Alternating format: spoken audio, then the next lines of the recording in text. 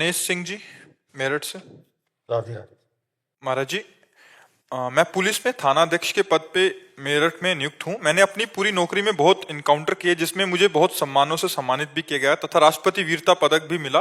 पिछले साल 22 जनवरी को जिस दिन राम मंदिर जी की प्राण प्रतिष्ठा हो रही थी, बदमाशों से मुठभेड़ के दौरान सीने में गोली लगी, मेरी मृत्यु का समाचार भी जारी हो गया था। फिर प्रभु कृपा से मैं बच गया। अब मेरा प्रश्न यह है कि मैं अपने पद पर ऐसे ही चलता रहूं या बिल्कुल ही प्रभु की शरण में आ जाऊं? मन विचलित रहता है मुझे जब भी समय मिलता है। पता नहीं क्या जीवन की लीला हो और हम इसी सांसारिक धर्म निर्वाह के चक्कर में मनुष्य जीवन का जो मूल कर्तव्य है भगवत प्राप्ति, उससे वंचित हो जाए तो ठीक नहीं है। अगर आपका मन आपको साथ दे तो समय निकालिए अपने जीवन का भगवत प्राप्ति के लिए। कितना समय दिया? 32 साल हो गए। 32 साल, बहुत समय दिया। कोई नशा तो करते नहीं हो? बिल्कुल नहीं, कोई नशा बिल्कुल करते ही नहीं। बिल्कुल ठीक है। तो क्या हुआ कि महाराज मुचकुंद जी गुफा में सोए हुए थे। हम इसमें आपको उत्तर दे रहे हैं। तो काल यवन के द्वारा भगवान को जब ललकार मिली तो रण छोड़कर भगवान भगे, काल यवन को पीछे दौड़ाया। मुचकुंद जी जहां गुफा में थे वहां ले गए और अपना पीताम्बर उड़ा दिया। मुचकुंद जी को ये वरदान था कि अगर कोई तुम्हें सोते हुए जगाएगा तो आंख पड़ते ही, दृष्टि पड़ते हुए भस्म हो जाएगा।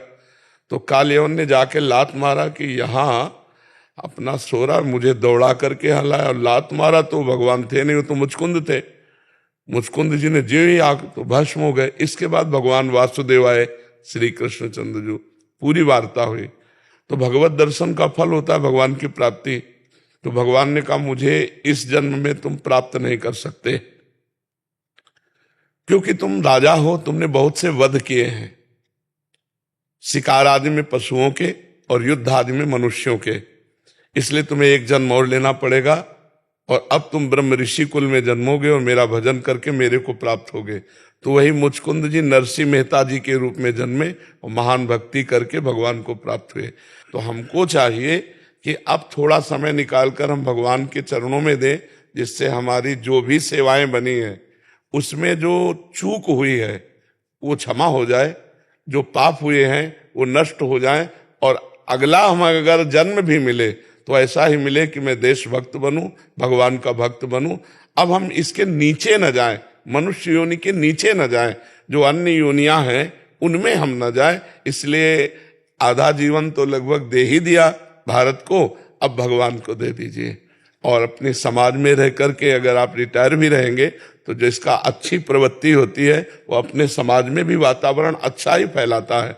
तो आसपास सुरक्षा व्यवस्था, समाज की पवित्रता, आपके द्वारा जैसे नए लड़के हैं उनको, जो फोर्स में जाने वाले हैं, जो पुलिस विभाग में जाने वाले, क्या क्या सावधानियां रखनी चाहिए, कैसे कैसे करना, तो आप 50 लड़के तैयार भी कर सकते हैं। रिटायर होकर भी आप हमारे भारत सरकार की सेवा कर सकते हैं और नाम जप के द्वारा और साधना के द्वारा भगवान की प्राप्ति भी कर सकते हैं। प्रभु बहुत सुनता हूँ, रात में 2 बजे भी ड्यूटी से आता हूँ तो आपको जरूर 15-20 मिनट सुन के तभी सोता हूँ। जी जी। और 33 दिन हॉस्पिटल में रहा, जब मुझे गोली लगी मृत घोषित कर दिया गया। 9 दिन आईसीयू में रहा, उस दिन 9 दिन को छोड़ के बाकी 33वें दिन में जो दिन बचे उनमें मैं हॉस्पिटल में भी आपको सुनता रहा, कंटिन्यू सुनता हूँ। तो बिना आपको सुने नींद ही नहीं आती है। जी।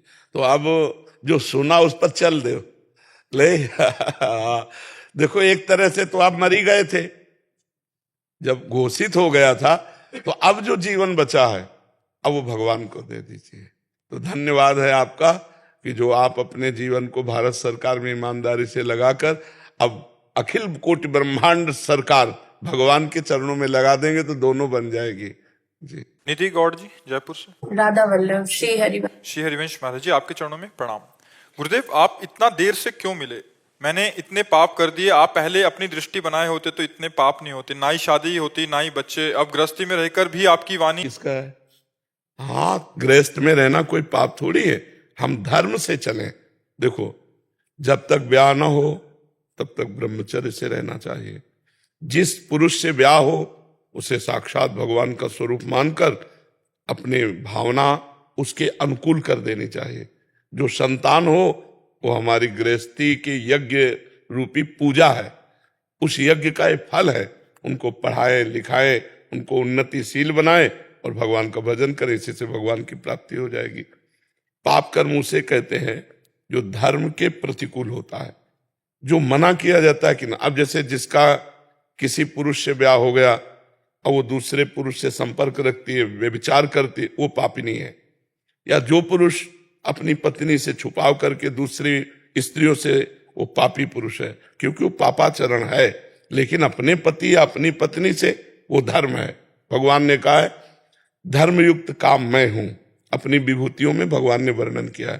तो अगर अपने से कोई गलती हो गई है तो अभी चांस है, हम भगवान की आश्रय वृत्ति लेकर नाम जप करें, उन पापों को नष्ट कर दें और आगे से सावधान रहे कि जो पाप कर्म है वो हम ना करें।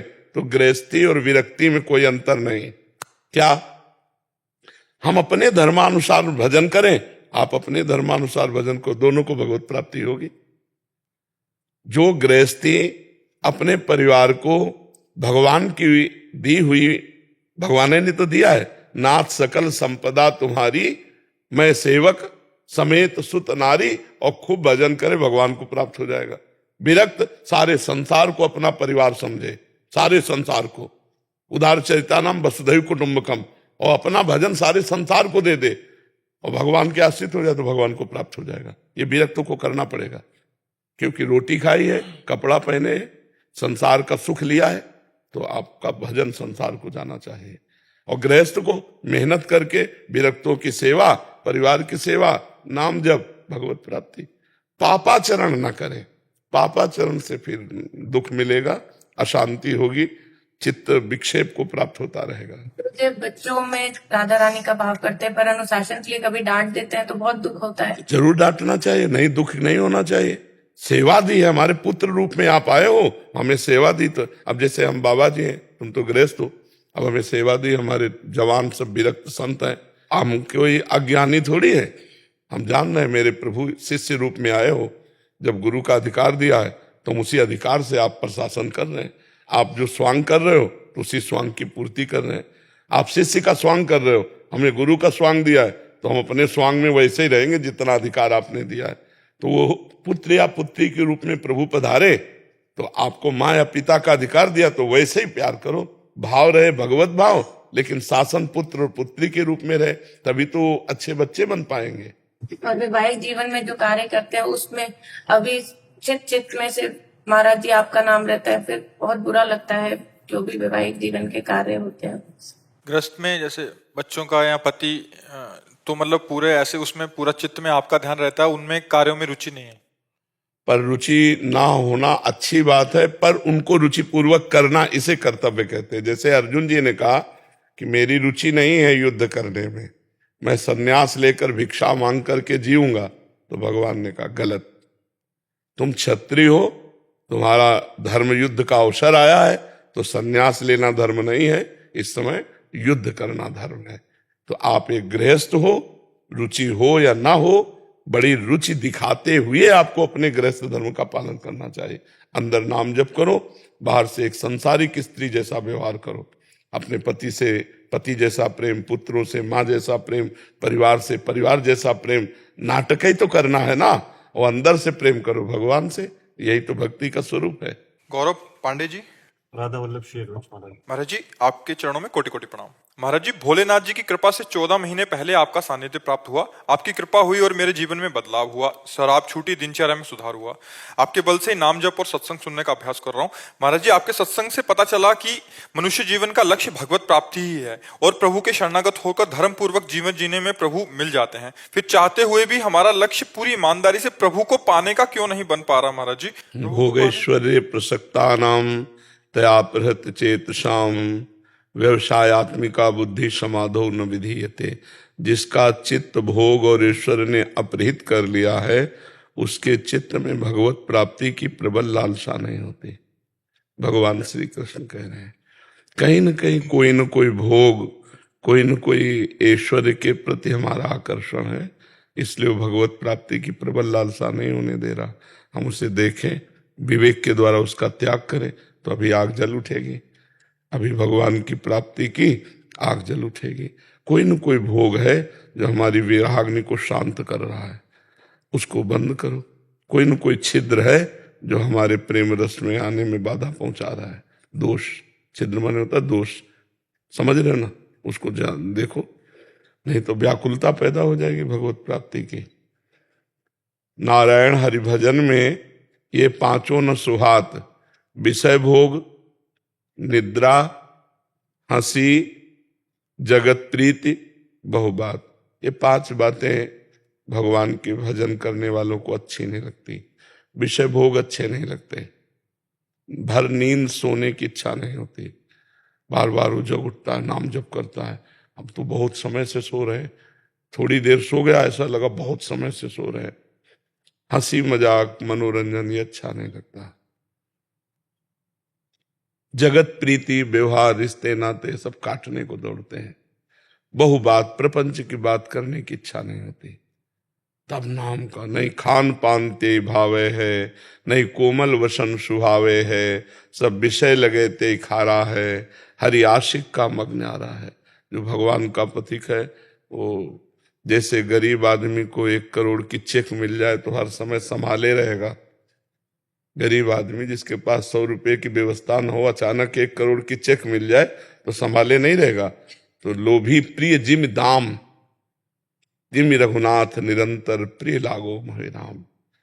खान पान सुख चाहत अपने, तिनको प्रेम छुअत नहीं सपने। हम नाना प्रकार की भोग विलासिता वो कहीं ना कहीं अच्छी लग रही, इसलिए भगवत प्राप्ति की विराग्नि नहीं जल रही। नाम जप करो, ये सब मल विक्षेप आवरण नष्ट हो जाएंगे, एकदम सीधा भगवान की तरफ मन लग जाएगा। ठीक है, और नाम बढ़ाओ और नाम बढ़ाओ, और कोई भी गंदी बात जीवन में ना होनी चाहिए। जहां मन गंदगी की तरफ जाए ता नाम जोर से और जपो, वो गंदी संकल्प न कर पावे, गंदा संस्कार न बना पावे, सब ठीक हो जाएगा। धैर्य पूर्वक चला जाता है। उकताए हुए मन को इसमें सिद्धि नहीं प्राप्त होती। धैर्य पूर्वक आराम आराम से कदम बढ़ाते चलो धीरे धीरे भगवान की तरफ। ठीक है। विपिन कुमार जी, ग्रेटर नोएडा से। राधे राधे। राधे राधे महाराज जी, आपके चरणों में मेरा सादर नमन। महाराज जी, आपके वचनों के अनुसार मनुष्य जीवन का लक्ष्य भगवत प्राप्ति है। मनुष्य जीवन सर्वश्रेष्ठ है, तो दूसरी तरफ हम सभी परमात्मा का अंश हैं। व्याकुलता यह है कि परमात्मा ने फिर हमको अपने से अलग क्यों किया? क्यों ये माया? परमात्मा ने अलग नहीं किया, हमने परमात्मा से दूरी बना ली। परमात्मा तो कह रहे ममैवांशो जीवलोके, गीता जी में भगवान कह रहे आओ तुम मेरा अंश हो, क्यों जा रहे हो? परमात्मा ने बाजार बना दी। अब ये क्यों कहोगे कि क्यों बना दी? हर जगह क्यों नहीं लगाया जाता? परमात्मा ने दुनिया रूपी बाजार लगा दी। अब तुमको क्या खरीदना है, तुम्हें देखना है। अलग अलग जीव है, अलग अलग जीवों के लिए पूरी सृष्टि। तुम्हारा कर्तव्य है धर्म पूर्वक विषयों का सेवन करते हुए भगवान नाम जप करते हुए भगवान को प्राप्त करना। जैसे स्त्री की तरफ आकर्षण है तो गृहस्थ धर्म में समय से ब्याह हो जाता है, जिनका काम वेदना सता रही है तो अपनी पत्नी की तरफ देखो। धर्म विरुद्ध क्यों देखो? भगवान ने कुछ बुरा बनाया है क्या? सब अच्छा बनाया है। हम अपने कर्मों से जब बुरा कर्म करते हैं तो हमें बुरा देखना पड़ता है। अगर हम बुरा कर्म ना करें तो बुरा कुछ है ही नहीं। जब हम बुरा कर्म करते हैं तो हमारी दृष्टि बदल जाती है, हमारा चिंतन बदल जाता है, फिर हमको वैसे ही बुरा फल मिलता है। भगवान ने क्या गलत किया हमें बताओ? है गलती हमारी है कि हम भगवान के बनाए हुए नियम के अनुसार न चल के गलत जाएंगे तो मरेंगे। वही बिजली जीवन दे रही कि नहीं? तो बिजली आदमी का जीवन भी है। अब आप उसको नंगे तार छुओगे तो मरोगे नहीं तुम। अरे उसका नियम है कि उसको किस तरह से प्रयोग में करना है, किस तरह छूना है। आप सीधे जाके ऐसे छूओगे मर जाओगे, या भूल से छू जाओ तो मर जाओगे। तो बात समझो, कोई चीज बुरी नहीं है, हम जब उसका प्रयोग गलत ढंग से करते हैं तो हमारे लिए बुरा हो जाता है।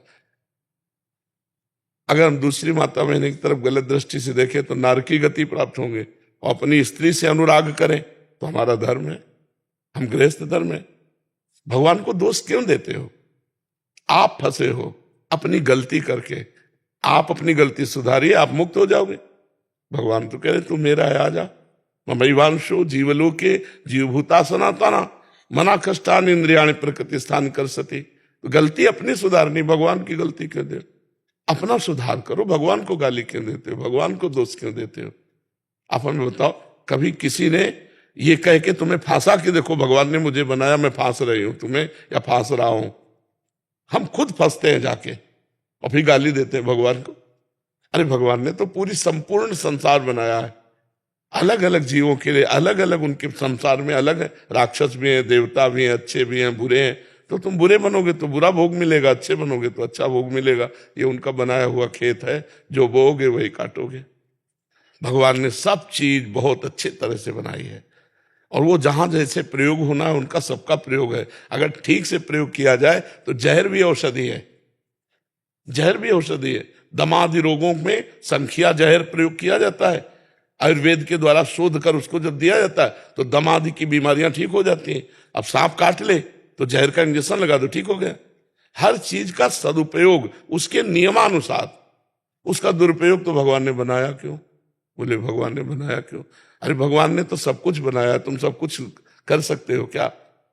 अपने नियमानुसार, अपनी मर्यादा अनुसार चलो, अभी आनंदित हो जाओगे। नाम जप करो, और जो भगवान कह रहे हैं ना करो उसे मत करो, जो कह रहे हैं करो तो उसे करोगे तो आनंदित हो जाओगे।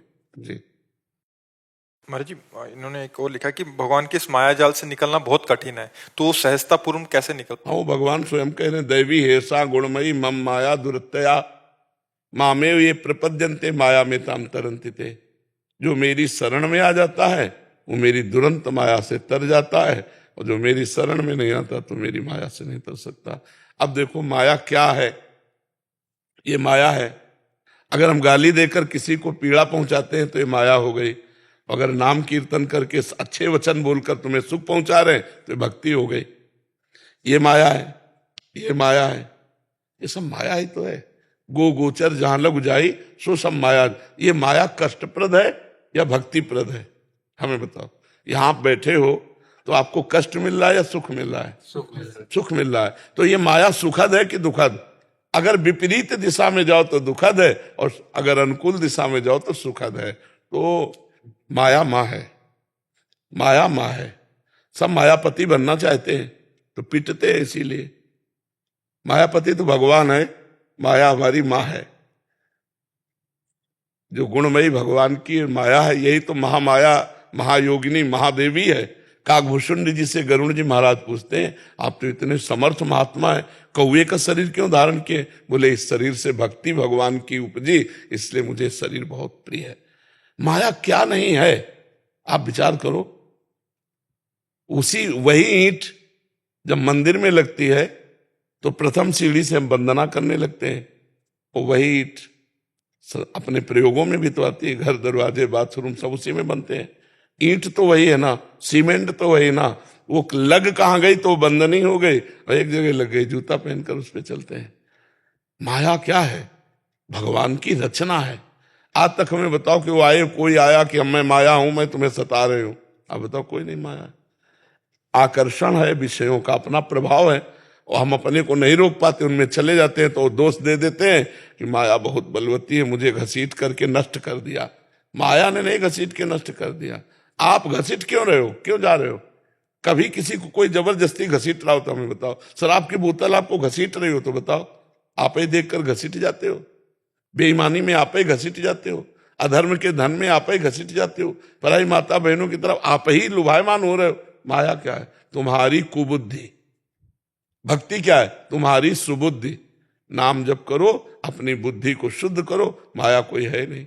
माँ माने नहीं, या माने जो है नहीं पर भासती है, उसका नाम माया है। और जो है पर दिखाई नहीं दे रहा, वो भगवान है। जो है, जिसकी सत्ता है पर दिखाई नहीं दे रहा, वो भगवान है। और जो दिखाई दे रहा है, ये है नहीं। जैसे हमारा ये रूप नहीं है न, ये 60 वर्ष पहले था, अब कितने दिन होंगे इसके बाद ये नहीं रहेगा। लेकिन परमात्मा इसमें जो है, वो पहले भी था, वो अब भी है, वो आगे भी रहेगा। नाम जप करो, सब ठीक हो जाएगा। भगवान की शरण में होकर नाम जप करो। पीयूष श्रीवास्तव जी। श्री हरि महाराज जी, आपके चरणों में कोटि कोटि प्रणाम। महाराज जी, आज के इस स्वार्थ से भरे संसार में निस्वार्थ प्रेम करने वाला कोई है क्या? हाँ, स्वार्थ रहित जग जुग उपकारी, तुम तुम्हार सेवक असुरारी। भगवान और भगवान के प्रेमी भक्त। सांसारिक संसार में कोई जो संसार में निस्वार्थ प्रेम नहीं, करता संसार स्वार्थ लाग करे सब प्रीति, सुर नर मुनि सब की यह रीति। संसार में नहीं, संसार में स्वार्थ की ही प्रीति है। जब तक भगवत भाव नहीं आएगा, संसार दिखाई देगा, तब तक स्वार्थ दिखाई देगा। और जब सर्वत्र भगवान है तो बात अलग हो जाएगी। जब भगवान देख पाओगे सर्वत्र, तब तो हम कहा तुम तुम्हार सेवक सुरारी। भगवान और भगवान के प्रेमी भक्त, ये दो स्वार्थ रहित है। तो जब भगवान देखोगे तो स्वार्थ नहीं दिखाई देगा, संसार देखोगे तो स्वार्थ दिखाएगा। निस्वार्थ बात करने वाला, जैसे कोई भी आजकल रिश्ते नाते हुए तो निस्वार्थ कभी कोई बात ही नहीं करता। जगह मूल ही खराब है। मूल विवेक जो है, बुद्धि है, वही खराब है। वो स्वार्थ के बिना कुछ करेगी ही नहीं, कामना के बिना कुछ करेगी ही नहीं। तो जब बुद्धि ही खराब है तो फिर कैसे चलेगा? बुद्धि शुद्ध हो जाए तो फिर परमार्थ दिखाई दे। परमार्थ में स्वार्थ नहीं है, स्वार्थ में संसार में सबके अंदर भरा हुआ है। पूरा सुर नर मुनि सब की आदिति। स्वार्थ पाए करे से। हाँ, केवल भगवान और भगवान के प्रेमी भक्त, इन दो में स्वार्थ नहीं दिखाई देगा आपको। बिल्कुल निस्वार्थ भाव से। जी, जैसे कोई भक्त अपना भजन करता तो वो भी कहीं ना कहीं अपने स्वार्थ के लिए ही करता है कि हमारा ही कल्याण हो। वो एक सीमा तक, आपकी सोच तक। हाँ, फिर आगे जगत के लिए होता है। अब जो भी इस शरीर से हो रहा है वो जगत मंगल के लिए हो रहा है। तभी तुम्हारा परिवर्तन होता है कि हमने जब से सुना तब से छोड़ दिया, अब हम ऐसे चल रहे वैसे चल रहे। ये सब भजन से होता है, बिना भजन के नहीं होता है। पूरा बड़े बड़े संत महात्मा रात दिन भजन करते हैं, फिर संकल्प करते हैं, सर्वे भवन्तु सुखिना, सर्वे सन्तु निरामया, सर्वे भद्राणि पश्यन्तु माँ कस्य। अब तुम कैसे जान पाओगे? कठोर तपस्या कर रहे हैं, भजन कर रहे हैं, लेकिन जगत मंगल के लिए। अब ये कैसे जानोगे? वो अंदर की बात है। तुम्हें लगा कि संत महात्मा भी भजन करते अपने कल्याण के लिए। कल्याण तुमका कब का हो जाता है? जे भी भगवान के मार्ग में कदम रखते हैं ते भी कल्याण हो जाता है। सन्मुख होए जीव मोय जब ही, जन्म कोट यज्ञ नाशों तब है। अब वो भजन करते हैं जगत मंगल के लिए। जो पहुंचे हुए महात्मा जन है वो जगत मंगल के लिए करते हैं। ठीक है बच्चा? गुरुजी, वो स्थिति कैसे लाए? किसी की अनुकूलता प्रतिकूलता का जैसे हमारे ऊपर प्रभाव पड़ता है तो कैसे? ये शुद्ध ज्ञान हो जाने पर, जब तक शुद्ध ज्ञान नहीं होगा तब तक द्वंद्वातीत नहीं हो सकते। और द्वंद्वातीत होने के लिए जो ज्ञान चाहिए, उसके लिए गुरु शरणागत होकर उनके द्वारा बताई हुई साधना, आराधना, उपासना जब करोगे तब ज्ञान प्रकट होगा। और जब ज्ञान प्रकट होगा तो फिर द्वंद्व विमुक्ता, कोई भी द्वंद्व, मान अपमान, सुख दुख, लाभ हानि, जय पराजय, इसमें समता रहती है, समान भाव रहता है, विचलित नहीं होता। पर इसके लिए ज्ञान चाहिए ना। अब ज्ञान उस कोटि का जब हम साधना करें तब मिले ना। साधना उस कोटि की तब हो ना जब गुरु मिले, और गुरुदेव तब मिलेंगे जब बड़े भाग्य, बड़े पुण्य एकत्रित हो जाएं, भगवान कृपा करें तो सदगुरु मिल जाए, हमारी साधना में रुचि हो, तब ज्ञान प्रकट हो। गुरुजी, मैं आपके शरणागत हूँ, मेरे ऊपर कृपा करो। नाम जब शरणागत करके और कृपा मांगना, इसका मतलब शरणागति नहीं है।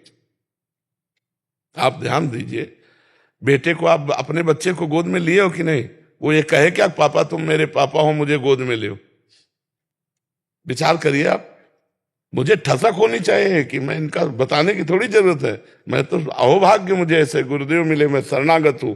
नाम जप के द्वारा, गुरुदेव के द्वारा दिए हुए मंत्र का निरंतर जाप, अपने आप कृपा प्राप्त होती। कृपा मांगनी थोड़ी जाती है, कृपा मांगी नहीं जाती, कृपा स्वयं प्राप्त होती है। हम कृपा पात्र बने। हमने गुरुदेव के लिए क्या किया? प्रश्न है, आप जैसे कृपा मांग रहे हो तो गुरुदेव ने तो अपना जीवन धन नाम मंत्र आपको दे दिया, कुछ लिया तो नहीं। अब गुरुदेव की आज्ञा का पालन करना। जो गुरुदेव ने मंत्र दिया, नाम दिया, जो आदेश उपदेश किया, उसके अनुसार चले। कृपा ही कृपा है। आप देखोगे कि आठों पैर हमारे ऊपर कृपा है, चारों तरफ हमारे ऊपर कृपा है। भगवान की कृपा मुझे आनंदित कर रही। आप अनुभव करेंगे ऐसा। नाम जप करो, शास्त्र स्वाध्याय करो, सत्संग सुनो, और जो नहीं करना चाहिए वो मत करो, जो करना चाहिए वो करो। अभी आनंद आने लगेगा। जहां पाप नष्ट हुए तो आनंद की अनुभूति होने लगेगी। साहिल जी हरियाणा से।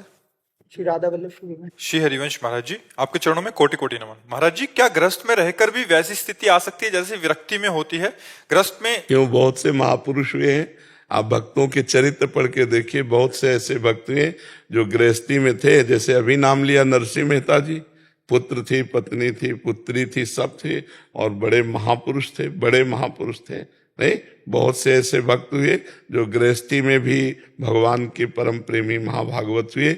बड़े बड़े संत उनको नमस्कार करते, जैसे भाई जी से हनुमान प्रसाद पोद्दार जी महाराज गृहस्थी में ही तो थे, राधा बाबा विरक्त थे, लेकिन गुरु भाव से भाई जी का सेवन करते थे।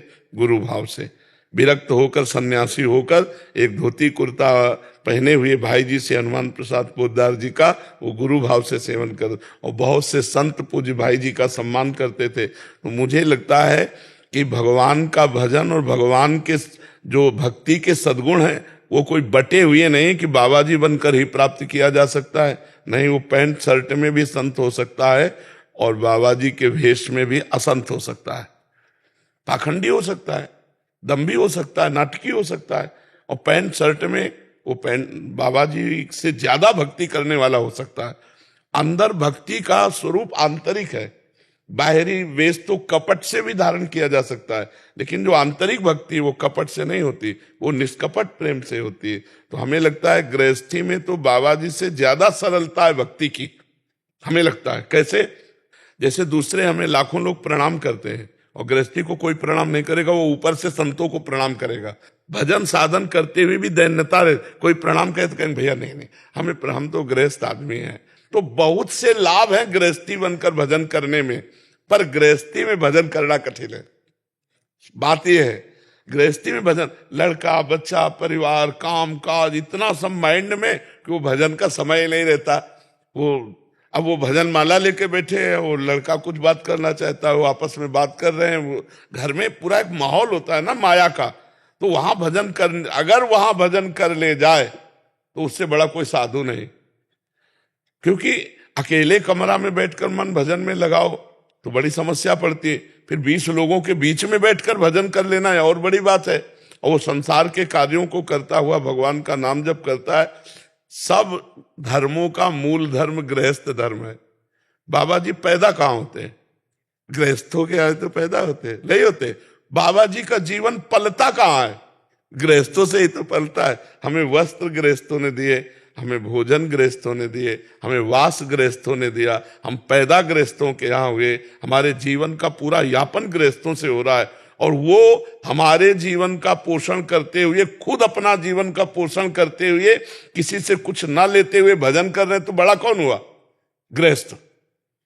जो विरक्त का भी भरण पोषण करते हुए, अपना भरण पोषण करते हुए भगवान का भजन कर रहा है। तो ये मान लेना कि मैं गृहस्थी हूं तो भगवान को नहीं प्राप्त हो सकता, हमें लगता है बहुत अच्छे से प्राप्त कर सकते हो। पर यह है जरूर कि गृह कारज नाना जंजाला, ते अति दुर्गम शैल विशाला, ये सरावत अति कठिनाई, राम कृपा बिनु आए न जाए। गृहस्थी में इसी में फंसे रहते हैं, लड़का का ब्याह करना, लड़की का ब्याह करना, इतना मकान बन गया, इतना बैंक बैलेंस हो गया, इतना और हो जाए, इतना ऐसा, वो पड़ोसी हमसे ज्यादा बढ़िया गाड़ी ले आया, हम उससे बढ़िया, मतलब यही सब प्रपंच। अगर इससे बच जाए और नाम जप करे तो गृहस्थी से बड़ा कोई बात नहीं है। ये हमने देखा, गृहस्थी से बड़ा, क्योंकि वो प्रणाम नमस्कार से बचा है, वो दान पुण्य से बचा है, भंडारा खाने से बचा है, बहुत बढ़िया बचत है गृहस्थी में। अपनी मेहनत की कमाई से दूसरों का पालन पोषण करके और खूब भजन करके तो भगवान की प्राप्ति गृहस्थी में सहज में है। हम लोगों का भजन तो बंटता रहता है, प्रणाम वालों को जाता है, भोजन वालों को जाता है, वस्त्र वालों को जाता है। ये हराम का नहीं है, सब राम जी का है। खूब भजन करो और संसार का कल्याण करो और फिर भोजन पाओ। तब यहाँ फ्री कुछ नहीं है, सृष्टि में फ्री कुछ नहीं। अगर किसी से एक कपड़ा लेते हो तो उतने हिसाब का भजन आपका कटेगा। या तो मेहनत से कमा के पहनो, और अगर दान लिया है तो आपका भजन जाएगा उसके पास जिसने कपड़ा दिया है। तो गृहस्थी तो इन बातों से बच जाता है। दान पुण्य प्रणाम नमस्कार ये सब कुछ उसका होता नहीं है, और वो एकांतिक भजन करके और संतों की सेवा करके और दैन्यता से कि मैं तो गृहस्थ हूँ, भोगी पुरुष हूँ, वो बड़ी जल्दी निकल जाए। पर बस समस्या ये कि घर गृहस्थी में भजन की भावना कोई बिरले ही कर पाते हैं, नहीं तो यही उन्नति समझी जाती है। जैसे आप पद में हो तो आइए तो कहो सत्संग सुन रहे हो इसलिए, नहीं तो यही लगता है कि जब हमें राष्ट्रीय पुरस्कार मिले, सब मिले, तो हम तो पूर्ण है। लेकिन वास्तविक बात है कि अभी पूर्ण नहीं हो।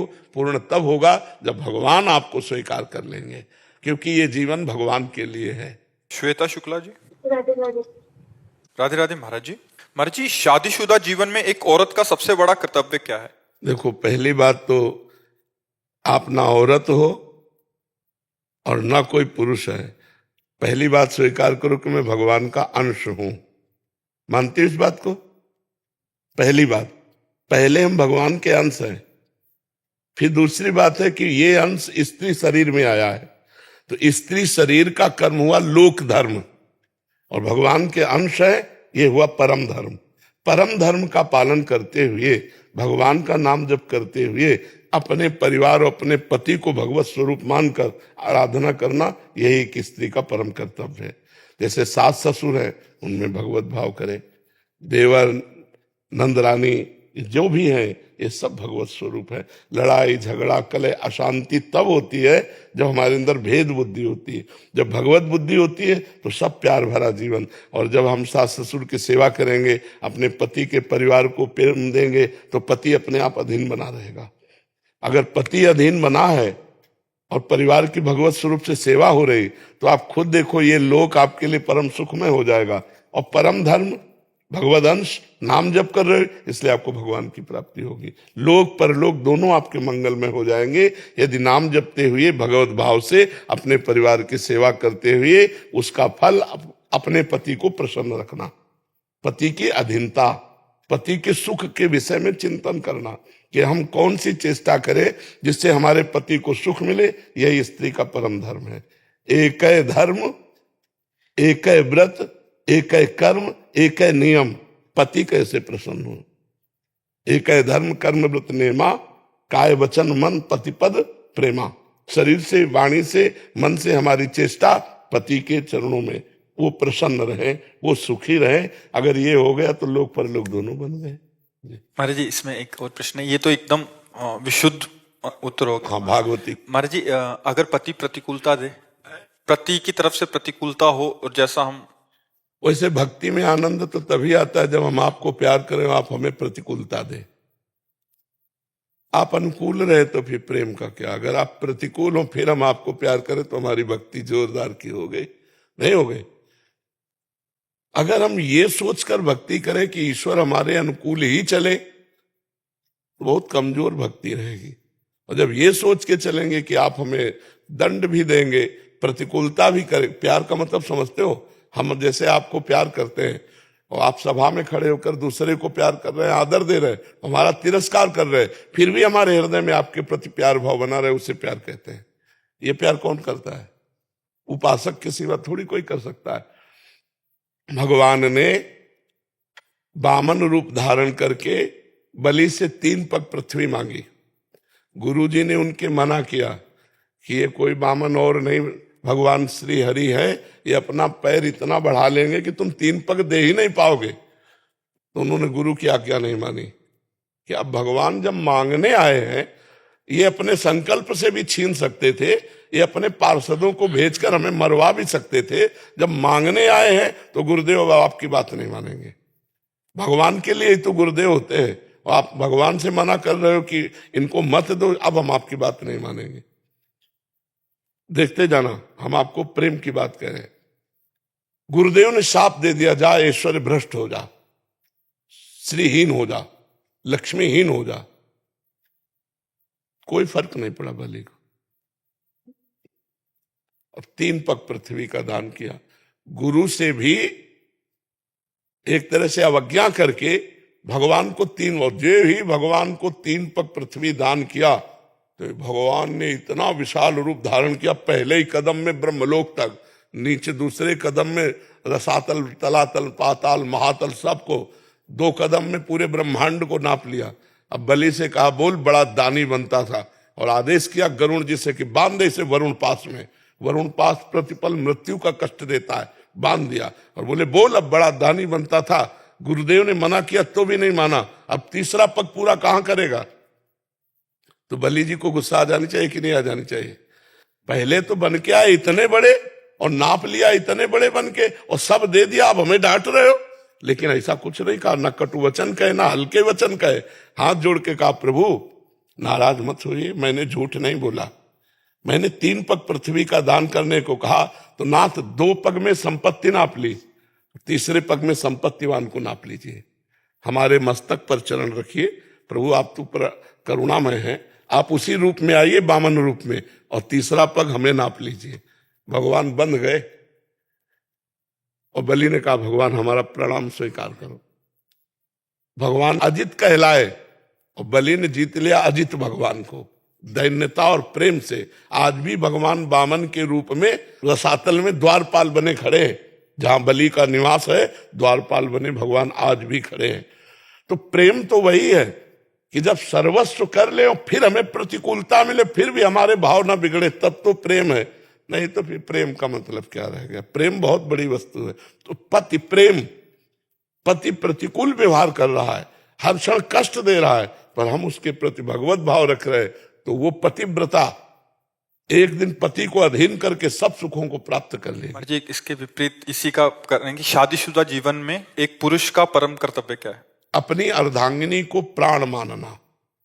जैसे हम प्राणों के पोषण के लिए हर बचाव रखते हैं और प्राणों के पोषण के लिए जो इच्छा हुई तत्काल उसकी पूर्ति करते हैं, ऐसे अर्धांगिनी को, अपनी पति को अपना प्राण मानना, बिना उसकी सलाह के कोई धर्म कार्य भी न करना।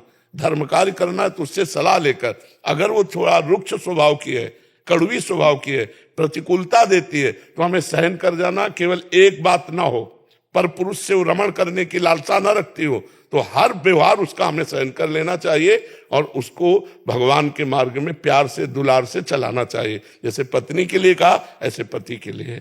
पति की प्राण है पत्नी। अर्धांगिनी का मतलब क्या होता है? हमारी प्राण है और उसके लिए प्राण पति है।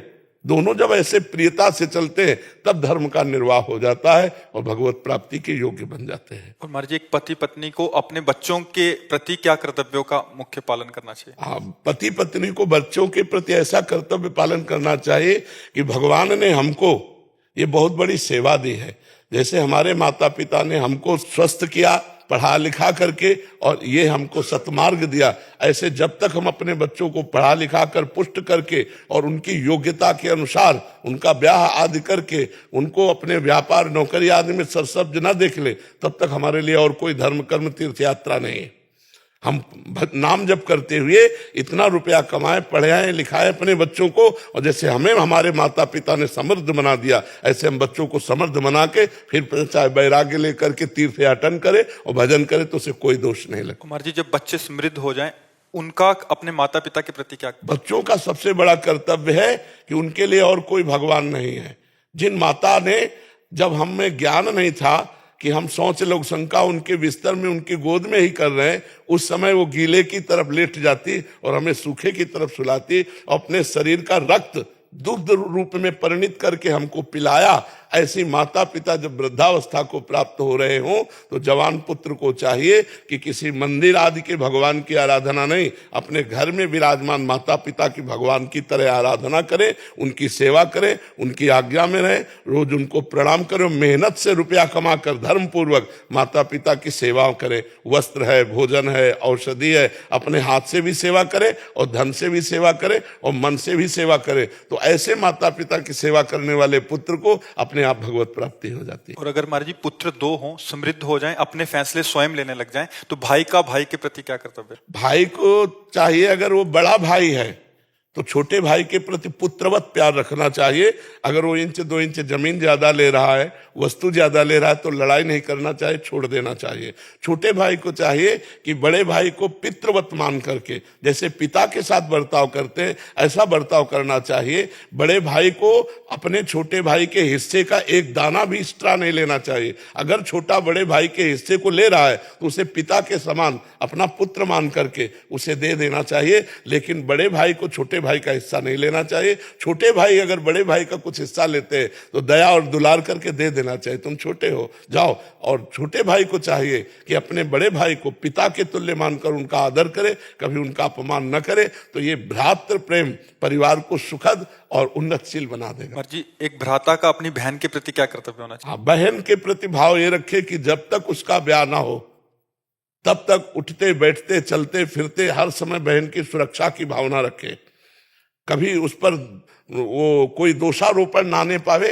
ये जवान भाइयों का कर्तव्य होता है कि यौवन अवस्था है, कहीं मन विचलित हो सकता है, तो हमारा कर्तव्य है कि हम अपनी बहन की सुरक्षा में रहे। और जब ब्याह हो जाए तो पूर्णतः पूरे जीवन भर जो जो उत्सव पड़ते हैं भाई के, उन उत्सवों में जाए और कुछ भेंट, कुछ सामग्री उनको समर्पित करता रहे, तो इससे भाई बहन का संबंध भी पुष्ट होता रहेगा।